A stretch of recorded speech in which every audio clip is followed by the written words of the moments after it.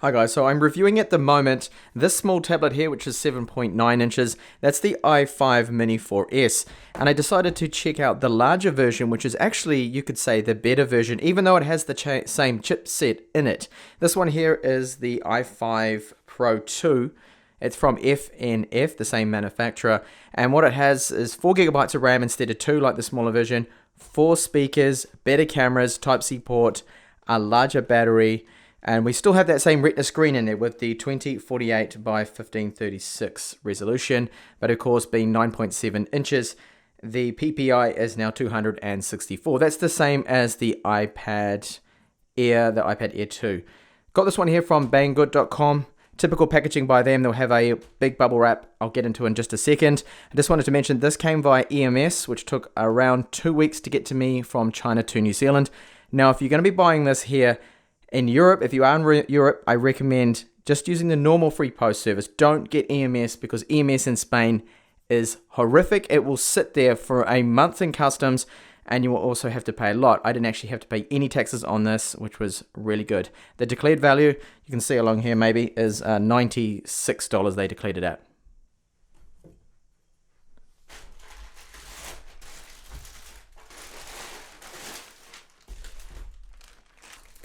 Okay, so it's quite well packaged up. There should be no damage to this. This super bubble wrap they put around it gives it a really good air cushion around. I just lost the power adapter down the side of the table, but that's a power adapter that's just so I can convert the plug from US to Australia, New Zealand style. So along here I also have with it the keyboard.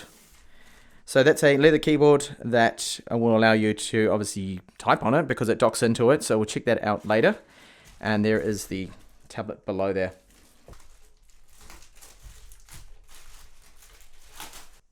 Okay, so I just brought the camera in a little closer to give you a better view. Now this is the box of the tablet and very nice, well done box. It actually feels like leather. Well, they've done an imitation leather texture on top of the box, which actually looks quite good. So very nice packaging so far. On the back there is nothing. There's no specs or anything listed there. So get the box open. And here we have the power cable. So we've got Type-C white cable there. And our power supply, which looks to be very small. Oh, it's one of those clip-out ones. I have seen this design before. So you just need to pull down on those two tabs. And I will of course have to connect in my power adapter into that. And now the tablet. Now it looks like someone has already pulled the screen protector off this and reapplied it. Not too sure why that is. Perhaps it came off in the factory. Highly unlikely unless they pulled it off in their testing just to get a good look at the screen. I have no idea what this says on there, but that's something from FNF. I don't know. I can't read Chinese, so I'm clueless to what that is actually saying. Maybe someone in the comments can point that out, what it's about, just the gist of it. So we've got down the bottom here a Fingerprint Reader. And the Type-C port there. 2 downward throwing speakers. Along the top, there will be the other 2. We have a microphone and the 3.5mm headphone jack there. Here we have the power button that is made out of metal. And on the right-hand side, the 2 volume buttons there, also made out of metal. Then we have here a slot for our micro SD card. And overall, that feels really solid. The build of this, it's quite thin. There's the pogo pin port at the bottom. So we've got 5 pogo pin port there. That is for the keyboard case, which I will show you in just a second. And the textured back feels like leather. I think it's just a fake leather, or the imitation leather style to it. It has a nice textured back to it. 13 megapixel camera, LED flash, something we don't often see on tablets. And the front-facing camera is 5 megapixels. Here in the box, there's just a few instructions about the keyboard case. I don't know why that is actually in the box of the tablet and not in the box of the keyboard.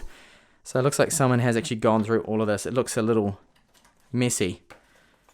Not to worry. And here's a instruction manual that is in English, which is good to see. And I would assume Chinese, yeah. So Chinese and English for that. So the keyboard looks like it might have actually been opened up as well because it's looking a little bit messy the whole way it is, or maybe that's just the way it was packaged and it's just taken a bit of a beating. Hopefully it's not used. So just get into it from the side and take a look at that. So it has, I think that is real leather. Well, maybe actually probably wouldn't be real leather. But it does have a nice feel to it. Looks okay. And here we have a little tiny mini keyboard. And I imagine that this would actually fold back into that standing position, which normally goes like that, I think. So you can have a look there at the keys. Typical layout. So we have got at least a function to disable this tiny little trackpad, but hey, at least we have one there. It's better than nothing, I guess. And we've got rubber feet here to keep the keyboard away from the screen. And the fact that this isn't Bluetooth and it'll be powered from the Pogo port via that is actually a good thing, meaning we're not going to have to connect this up, and it doesn't have an internal battery, so you don't have to worry about charging up the keyboard, which is something I hated when using a Bluetooth or similar keyboard with a 9.7-inch tablet. So have a look and see how that docks in. Should be magnetic. Yep. And oh, there we go. So that's going to sit up like that and dock in there reasonably good. The whole thing folds up into one neat little package there for traveling, and overall the build quality of that seems okay. So I have it correctly folded back now. The case, you're supposed to fold it back this way, not the way I had it before, the other way around. So you get that one fixed angle there, which seems okay. So if you're going to be pushing against that screen and scrolling, for example, using Chrome, then there is a little bit of wobble there. It's not too bad. And the keyboard itself has a bit of a plastic feel to it. Noisy kind of keys, but I guess the amount of travel they have seems alright considering the size of this. Overall, it doesn't seem too bad, the keyboard, but it's not really at the same level as quality as the tablet itself, which has a very good build quality. Just to point out too that the keyboard, it's fake leather. It smells synthetic, so it's definitely not real leather on there. So get the screen protector off, which I think someone actually already removed previously because it's got dust trapped underneath it. That's not normal. Okay, so just get this powered up, hold down the top button there. Phoenix OS, this is based on Android 6.0.1, and it is similar to Remix. So what I've heard from articles on the internet that said that Phoenix OS is very similar because you can just run multi-windows and things like that with the applications, and it has a very familiar look about it like Remix, so you can have a basically like a desktop feel to it. Okay, so it's going to start up in, oh, lucky. There is English option there, but there's no other languages. So if you want Chinese and English, you're in luck. But if you want any other language, I don't know what you're going to have to do. You might have to flash a custom ROM on this if that is possible. So I'll just connect up to my wireless here. Okay, there is a system update that's already there that it's just advising me about in the background. So actually that setup was extremely quick. That just got straight into that. Not bad. So there's a 71 megabyte download I need to download. I will do that shortly, and I can already see that there are a few applications on there that I can download and install with the Phoenix OS featured app. So we've got a few along here. Just have a look in the settings. Okay, so this is all new to me, the way this is done, but it does have a Remix feel about it.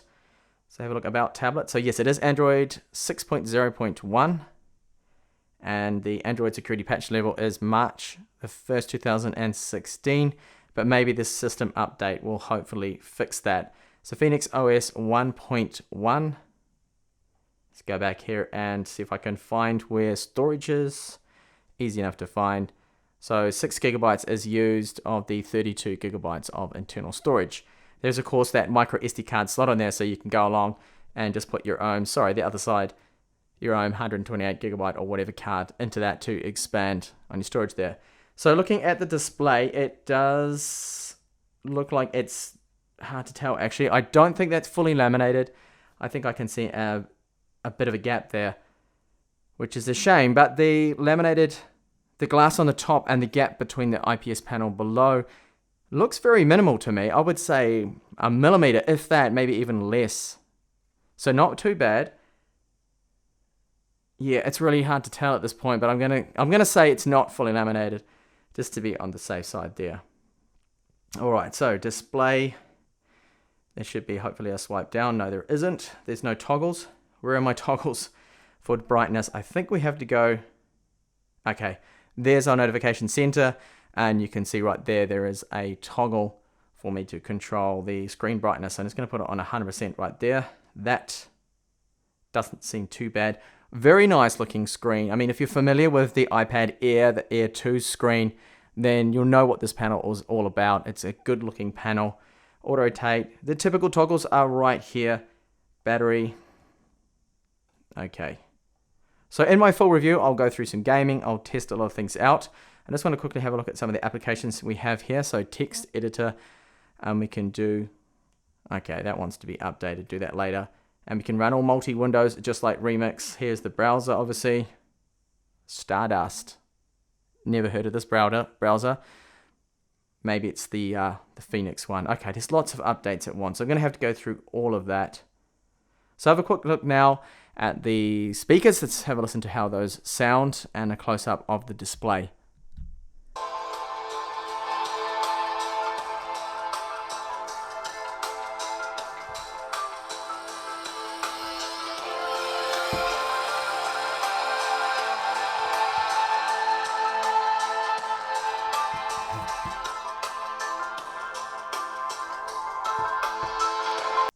Okay, so those speakers at 100% volume, they are distorting, they are vibrating within the tablet there.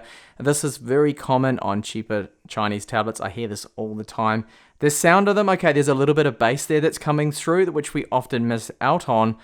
Maybe that's helped by the fact that it's got 4 speakers, but really those speakers sound average to me. They are not very good there, which is a little disappointing, but I half expected this. Time to look at the weight of it. 530 grams. The website says 500 grams. I guess they rounded that down to the nearest 100. And what I'll do is just put the tablet case on there, the keyboard, and see what the total weight will be. And that pushes it up to almost a kilo at 972 grams. So here's a close-up of the screen. It's very sharp. It looks really nice. Not a bad panel at all. But I would definitely say that this one isn't fully laminated. So non-laminated display, but that gap I can see is very, very minimal indeed. I mean, pressing down on the glass to try and get the actual glass to touch the IPS panel below. You can just do it there, but that is almost next to nothing. So I got to say it's around, I would say under 1 millimeter, that gap there. And then you can sort of see in the corner there as well, there's a tiny little bit of a gap. But yeah, not a bad screen at all. The way Phoenix OS is set up is very similar to what you find on a desktop computer, because here we have like a similar start menu function. Your recent apps will all come up here. There is OS switch, which is interesting. Switching to Android. So you can actually just go out of it, Phoenix OS, into just normal Android 6, which is perhaps really good for people that just don't want this, or you want those other languages on there. I've also noticed that they do have 2 partitions with the eMMC. So if I go into my computer, you'll see here that we've got Android system and then personal space. Now, not really too sure why they have set that up like that, but that could be for the 2 different operating systems. So I'm going to have to check that out here. But as I mentioned before, there has a very Remix feel to it. I definitely agree with that. Very, very similar here. I think hitting the Android there, yep. So I'm going to go over and switch now over to Android, and we'll check that out. Okay, so that was actually instant, just swapping over. I did not expect that. I thought it might have to do a full reboot for me. So clearly now in stock Android. And there are some bloatware applications on here. There is no Google Play Store on there. So that's going to have to be installed. Hopefully I will be able just to install that without too many problems. And yeah, Android, a stock Android. So that is really good. I did not expect this. I thought it was just all Phoenix OS. I'm not too sure if other people assumed the same as me, that is actually quite good. It's got the 2 operating systems on there. Ideally, I would actually probably just like it all given to stock Android 6 with Play Store installed, but we do have that Phoenix OS there for if you want more productivity, perhaps. slightly better desktop feel to it. And here we get storage. Okay, so they have used or partitioned 64 gigabytes or 32 gigabytes for each operating system there. So that is interesting the way they have done that. Now when it swaps over the operating system, it's very quick as you've seen, and you get full available 4 gigabytes of RAM available to you, so you don't actually lose out. It's not keeping the other operating system in memory, nothing whatsoever. I don't know really how they're doing that, but it's very clever the way you can just swap over like that, and you've got full amount of RAM here. You can see this is just in the Android 6 part of it, and I've got 3.3 gigabytes available to me, so plenty of RAM. Time for me to test out the Fingerprint Reader, which is of course part of the home button. Now, home button works more as a back button, so tapping it will go back. Double tap was exiting applications or closing them in the Phoenix OS. And here I'm just going to get it to scan my finger. I'm just going to use my thumb here, so I think it's probably about 10 times. I have to keep doing this, repeat the process. This is very common. Oh, it wants me to move my finger. There we go. So that is done. I'm just going to lock it. Okay, straight unlock. So the first time just must have been a security thing. They want the pin first. One more time. That seems to be working well. You don't actually have to push down on the button. It's just a straight, let your finger be red and it unlocks. I've just plugged that keyboard in again, this time when it's powered on, just to have a look at how the cursor feels. It's okay. I mean, it will do the job, and it's nothing wonderful. It's just a little small. So in the camera department, we have a front-facing 5 megapixel camera, and you can see the quality at the moment. It's actually all right, considering, while it's not the brightest of conditions, I do have a spotlight on the table, but the background and rest of it is, well, you could say almost dimly lit there, and it seems to be doing a reasonably good job. And swapping over to the rear camera, that's 13 megapixels. It does have autofocus, and the quality, I just took a couple of snaps. It doesn't really seem that good at all. I zoomed in and there's a bit of gray and a bit of blurriness to it. So, I mean, I wouldn't be buying this kind of tablet for the cameras, definitely not. Okay, so that's the FNF iFive Pro2. A very different Retina tablet, the 9.7 inches with the Retina screen that Apple like to call it. A very familiar screen, of course, a lot of us have seen it. It's been in so many tablets now. And really, it is a dying breed of tablet because the 4:3 screens we're seeing less and less of. I prefer 3:2 ratio. I think that is actually better. So we're going to have more of those up and coming. So the tablet comes with the keyboard from Banggood at least, because I wasn't actually expecting to see the keyboard there, but they included that. I was kind of hoping it would be there. Now it had almost a used look about it, the way it was boxed up, what I wasn't too happy about. But it seems, looking at it, that it hasn't really been used. It must have just been their quality control team that open up the tablets, test them out before shipping them off, because the last thing they want to do is send one out broken. At least that's what I think it is, hopefully. So the keyboard on it feels a little bit cheap. It's okay, it's got that fake leather around it, but it's good to have it docking in, not actually using Bluetooth or anything else. So at least we can type out on there. Now the typing on it, I have done a little tiny bit of typing. It's okay. There's a little bit of travel on the keys. They've got that plasticky tapping sound to them. And the touchpad is very small, but it does the job. It's not really that good. Now the screen is really good. Very nice screen. Build quality also is excellent. FNF. This is now the second tablet of theirs that I've got. And I must say that their build quality is top notch. It's very good. The screen, the way it's finished, the metal frame around it, it's 7.7 millimeters. And it's got that backing on it that feels good as well.